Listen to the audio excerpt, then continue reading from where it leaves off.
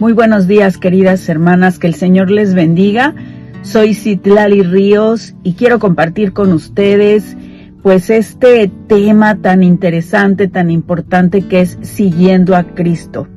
Y esta serie de Siguiendo a Cristo, pues he tenido y tengo el privilegio de poder compartir el tema de la Gran Comisión.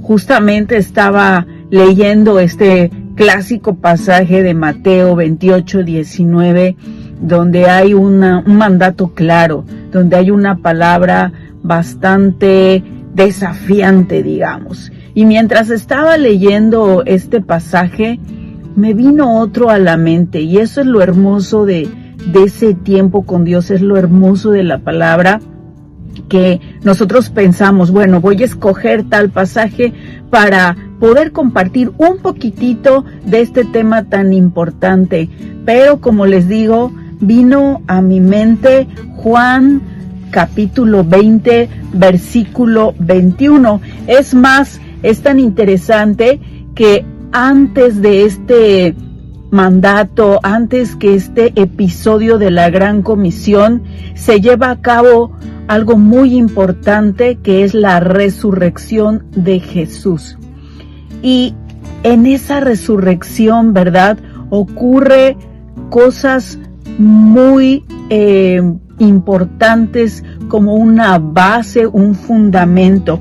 Y dice aquí en el Evangelio de Juan, a partir del versículo 19, como les digo, capítulo 20, dice de esta manera: en la noche de ese mismo domingo, dicen otras versiones, el primer día de la semana, los discípulos se reunieron en una casa. Las puertas de la casa estaban cerradas, y estaban cerradas porque los discípulos tenían miedo de los líderes judíos. Entonces Jesús entró, se puso en medio de ellos y los saludó diciendo: que Dios los bendiga y les dé paz. En otras versiones dice: sea paz a ustedes, o paz a vosotros. Después les mostró las heridas de sus manos y de su costado, y los discípulos se alegraron de ver al Señor. Jesús los volvió a saludar de la misma manera y les dijo: como mi Padre me envió, así también yo los envío a ustedes. Luego sopló sobre ellos y les dijo: reciban al Espíritu Santo. Hasta ahí quiero detenerme, y creo que este pasaje es tan importante justamente cuando Jesús resucita. Se aparece ante ellos en un ambiente de temor, en un ambiente de incertidumbre, en un ambiente de dolor, de tristeza, por todo lo que había pasado con Jesús en la cruz, como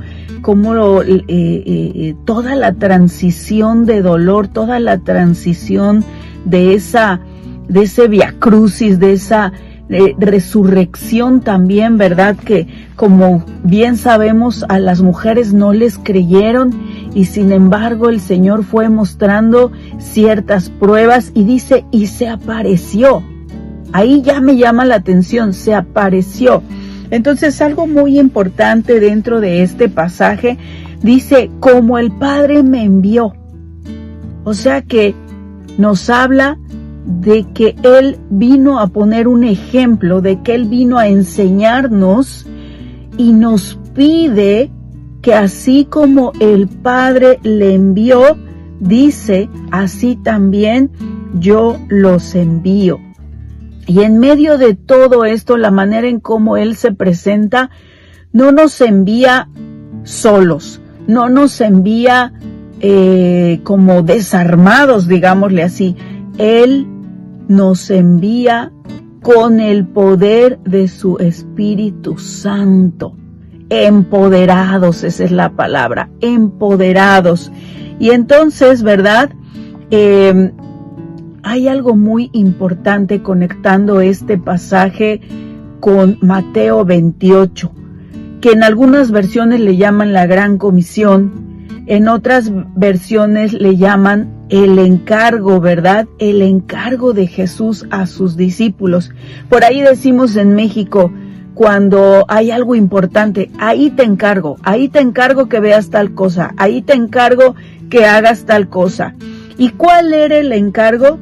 Y hay esas palabras importantes, esos verbos que nos llaman a la acción, y dice, vayan. Y en otras versiones dice, id y haced discípulos, ¿verdad?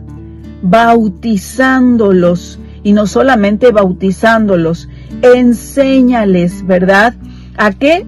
A obedecer. Enséñales a guardar mi palabra. Entonces, cuando está hablando de esos discípulos, ¿verdad? Está hablando de aquellos que reciben una instrucción, así como recibieron esa instrucción en el Evangelio de Juan, como el Padre me envió, así también yo los envío a ustedes. Entonces, un discípulo es un cristiano, un discípulo es un seguidor, ¿verdad? Un bautizado de Cristo, alguien que cree en su enseñanza. Un discípulo de Cristo imita su ejemplo. Así como el Padre me envió, yo los envío. Y no solamente eso, un discípulo cree en su resurrección y posee el Espíritu Santo, como yo acabo de leer, que en medio, ¿verdad? En esa reunión dice que Jesús sopló y les dio el Espíritu Santo. No estamos solos para llevar a cabo este mandato. ¿Y cuál es ese mandato? Pues el de hacer discípulos y también enseñar y entrenar a las personas para que sigan y obedezcan a Dios. Y hay otras palabras que me llaman la atención, que no solamente es ese discípulo, sino también esos embajadores, esos testigos, y podemos conectarlo un poco con Hechos. Cuando dice, pero recibiréis poder cuando haya venido sobre vosotros el Espíritu Santo, ¿sí? El Espíritu Santo.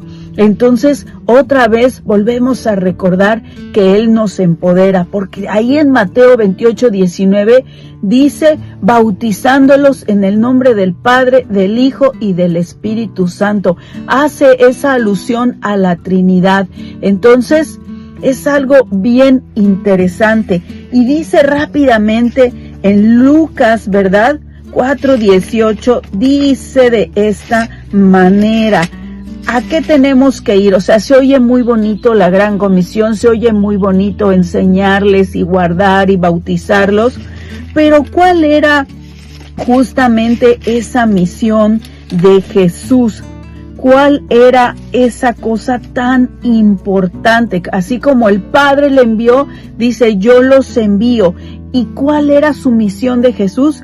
El Espíritu de Dios está sobre mí porque me eligió y me envió para dar buenas noticias a los pobres, para anunciar libertad a los prisioneros, para devolverle la vista a los ciegos, para rescatar a los maltratados y para anunciar a todos que este es el tiempo que Dios eligió para darnos salvación.